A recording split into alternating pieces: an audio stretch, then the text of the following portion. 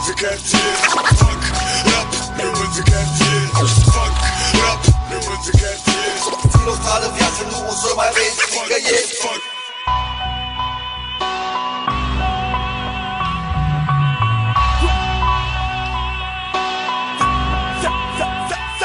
E paradisul hoților de genți, țara drogaților de genți, taților beți, patria fraților impertinenți, țara sclavilor independenți, oaza bunicilor pastilați, groaza copiilor abuzați, fața copiilor abandonați, care trag Fernandez, iau ochii ciudați, number one la prostituție.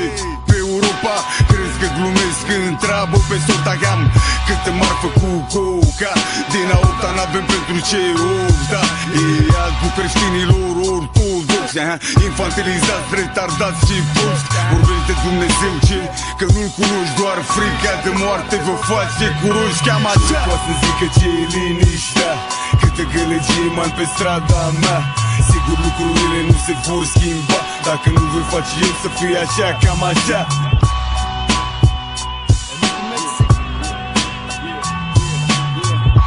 Poate doar pentru că e a noastră sau locul căruia îi spunem casă. De-aia întotdeauna o româncă cea mai frumoasă.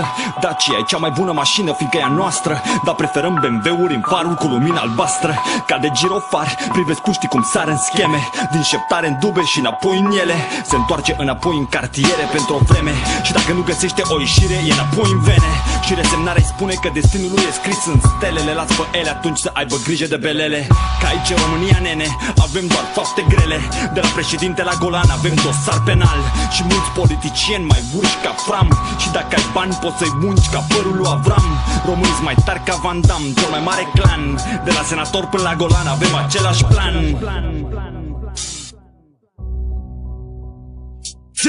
Cine poate să zică ce e liniștea, câtă gălăgie man pe strada mea. Sigur lucrurile nu se vor schimba dacă nu voi face eu să fie așa, cam așa. Cine poate să zică ce e liniștea, câtă gălăgie man pe strada mea. Sigur lucrurile nu se vor schimba dacă nu voi face eu să fie așa.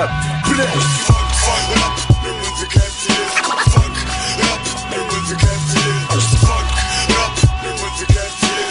Țin o stradă viață, nu o să mai vezi nicăieri. Fac rap, rămâns în cartier.